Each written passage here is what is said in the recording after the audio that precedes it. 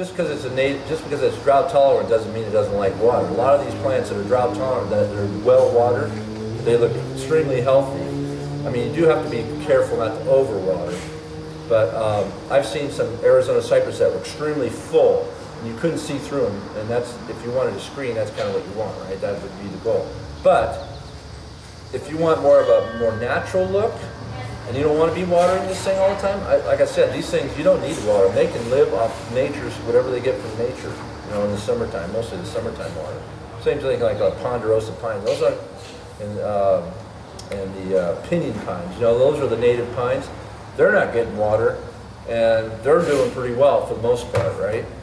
So this deodar cedar, like I said before, after you get these things established, I would say if it's a drought-tolerant plant, don't treat it like a drought-tolerant plant the first 2 years, because it really doesn't have its roots out yet. But once you start seeing some top growth out of it, that's a good sign that the roots have established themselves pretty well. Then you can start backing off, especially with this plant right here. You can really back off. Same thing with the pyracantha. Those things, I had some of these, I almost never watered them. And I had about 4 of them. Only one of them looked like it was kind of, wasn't getting enough water. But the rest of them, I swear, I did not water them, and they were just fine. They were happy as can be. So, but the majority of these other plants, you definitely want to give them regular watering. And like I said, the very early stages, the first couple of years, that's really critical, okay? That's when you, hand watering is a good way to go. A lot of people use the drip system, which is a good thing. But my belief is that you should supplement with the hose every once in a while, because a lot of times what happens is you have, especially on older plants, a lot of times what happens, people have their drips and they don't get their drips out to the drip line where the roots are growing, because the roots are going out where the water is. When it rains, it's dripping on the edge of the plant, so about a foot in, a foot out, that's where a lot of the water is.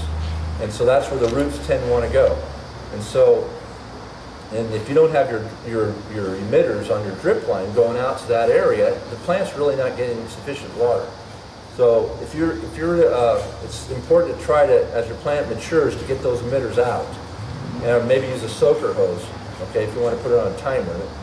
But my belief is, every once in a while, just go out with the hose and douse it. I mean, we talk a lot of times, we talk in terms of how many gallons of water does it need. I don't really worry about that too much. I just say, try to get that, visualize how deep the roots might be. And you know, a tree, the roots can get a foot, anywhere from a foot to 3 feet deep. Around here, maybe not as deep as other places. So maybe we're talking a foot to 2 feet or something like that. But you know, once you got an established tree, those things take a tremendous amount of water. I mean, you could say, I'd say minimum, if it was a 15-foot tree, it needs 15 gallons, or probably double that, more like 30 gallons, okay? Well, your little drip emitter, you need to know how much water is actually coming out. A lot of people are not really clear on that. So I would say go out with the hose every once in a while, especially like in June when it's really dry, hot and windy and dry. And like May and June is when it's windy and warm, normally, maybe not so much this year, but normal years around here.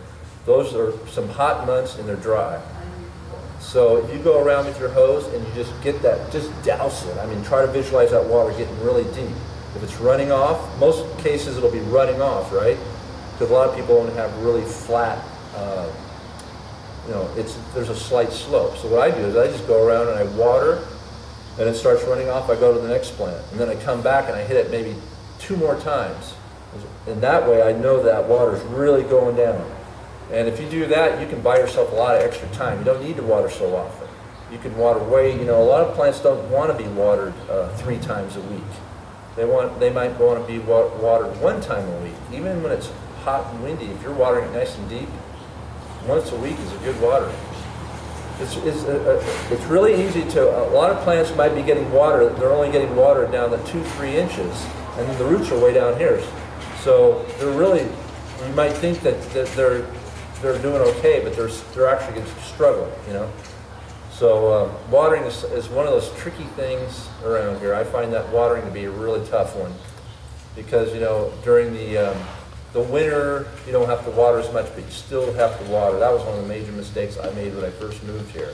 I was not watering enough in the winter. And I started I had the illusion, because I had a lot of drought tolerance plants on my property, and they had been there for years, so they were tough, you know, like heavenly bamboo or something like that. That was a tough plant, very drought tolerant. And kind of gives you this illusion that you don't need to water a lot. But then you get a brand new plant, and this thing hasn't established itself. It doesn't have the roots. It's just got the root ball, and it hasn't done much yet. So you kind of have to nurse them along.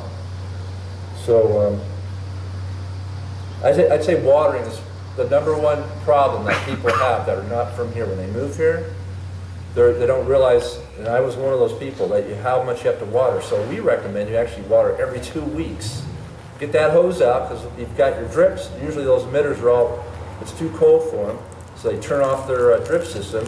And a lot of people just stop watering altogether, and that's a major mistake. I would say every 2 weeks, if you're on track, if you're thinking about it, every 2 weeks, let's say you get behind a week or two, then you'd still be on track for once a month, okay? That would be the minimum, once a month. Go out and just take your hose and just water everything, nice and deep. And then after you're all done watering, stretch that, you know, disconnect it, stretch it out, let all the water drain out, roll it up, and then you're good for 2 weeks at least. Sometimes you can get away with, like I said, you know, a little longer than that. If you're thinking about once a month, maybe you'll get behind, and your once a month turns into 6 weeks or 2 months.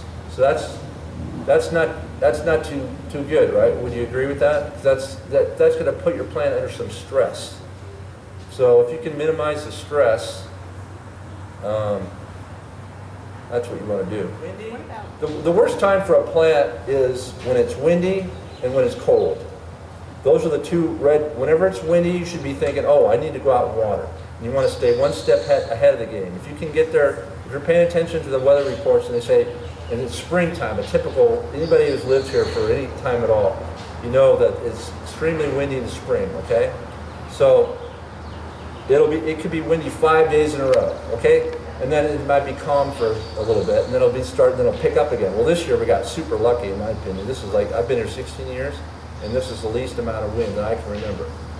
And because we had a couple windy days, but it never really stayed for like 5 days in a row. It would do maybe 2 days, and then we were done for a while. So I'd say we got kind of lucky this year. But let's say you know it's going to get really windy, that's a red flag. Okay, I got to go out and water. So if you stay one step ahead of the game, like I said, that's the key. Because all you're trying to do is keep your plant from getting stressed. Because once they get stressed, let's say it's dry and then it's windy all day long. And sometimes it'll last 12 hours, sometimes it'll last 24 hours. It doesn't even have to be a high wind. Any kind of wind, a sustained wind, it's just going to suck all that water right out. And that's what really stresses your plant out, and that's what usually kills it, okay? So if you've already watered it before the wind comes, it's going to take out a lot of that water, but at least it's not going to be stressing your plant out. And then the other red flag would be when it gets really cold in the winter. And we're talking about, I'd say normally, on a normal winter, not like this last winter or the previous winter. Those were two of the warmest winters we've had in years. But a typical winter, you're going to get down to low to mid-20s will be your lows. That's pretty typical. And then you got to get a little system comes in, you're going to get down in the teens for a few days, and then maybe it'll warm up again. But you're still going to be well below 32, right? Freezing. And then you can get, every once in a while, you'll get down to single digits, like 8 degrees. Those teens and those 8 degrees, those single digits, those are the ones you're really guarding against. That's what's really going to hurt a plant. So if you're paying attention to the weather report and they say, hey, we got a major cold system coming through, that should be like, whoop, you know, a little light should go off in your brain. I got to go out and water. It's the opposite of what a lot of people think. They think, oh, that's going to hurt it. But a plant needs turner pressure. You know how a plant, when it's when it hasn't been watered, it's just wilted. And then when you water it, all of a sudden, whoosh, it just swells right up. So all the cells get filled up, and they call it turner pressure. Well, if it's dry and those cells don't have water in them, they're super vulnerable to the cold. Okay, and that's the other thing that's going to kill your plant, that cold. So that's your best. It's kind of like, think of the water like antifreeze. You know, if you water your plant and then it gets cold, usually it'll just be fine. Okay, but if it's been dry and the water comes and then the cold comes, That's usually what kills it, okay? A shade garden, and the roots aren't really deep on a lot of these kind of herbaceous type plants. And when it's really windy and when it's really hot, I might be watering 3 times a week. But that's usually, we're talking June, and normally during the monsoon season, like we're in right now, normally if it's not raining, it's pretty hot. But this has been such a mild year, right? But a typical year, I take it, most of you been here a while, or okay, 3 years? Well, you probably don't have a real accurate picture because the last 2 years were very, very different than normal. Okay, but normally, if it's not raining, it's cooking around here. It's around 91, 92, 95, at least 89. 89 to 95 is the norm. We don't hit 100 very often. In my 16 years, I only remember hitting 100 about 3 times. But you do get to the low to mid 90s pretty typically. But it's been very mild this year.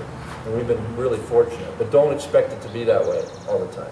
So during those times, I'm talking June and July and August mainly, that's when you might maybe water twice a week, especially if it's a real established plant. A lot of times if you're watering really deeply, once is enough. But if you're concerned about your plant drying out, and a lot of times you can just tell by looking at it. It just looks kind of wilty, it just doesn't look right. You have to really just look at your plants and try to observe to see, how are they looking, you know? And that'll be a good clue. Another thing is to use those moisture meters. That really takes the mystery out. And then you can get a real trend on how often you really need to be watering, okay? Those moisture meters have that probe on it, and you can go down about 6 inches on the thing. And I find it to be extremely useful. Watering's so tricky because you have different types of soil. If you have a clay soil, it's going to hold on to the water, but there's so much surface area that plants can't really get to it. Then you have like a sandy type soil, it's not going to hold on to the water, it's just going to flush right through. So it just depends, a lot of it depends on your soil too, on how often you're going to be watering, right? So you kind of have to, I'd say once a week is usually, if it's a good deep watering, would be sufficient, even in warmer months. But there are times you're going to have to step it up a little bit. You know, the wind is usually the biggest culprit, I think, it's around here. One of the biggest culprits is the wind. So you really got to be paying attention to that. I mean, there's sometimes it'll be windy, like, it's not even that windy. It's just kind of like now. We're not getting huge gusts, but it's just a steady wind. It could be just a slow, steady, 5-10 mile an hour wind, but it could last all day long. I've seen it last 24 hours. That is just brutal on plants. So I'd say spring is usually the worst time, okay, obviously. But there's been some years I've been here, I swear it was windy all 4 seasons, it's just crazy.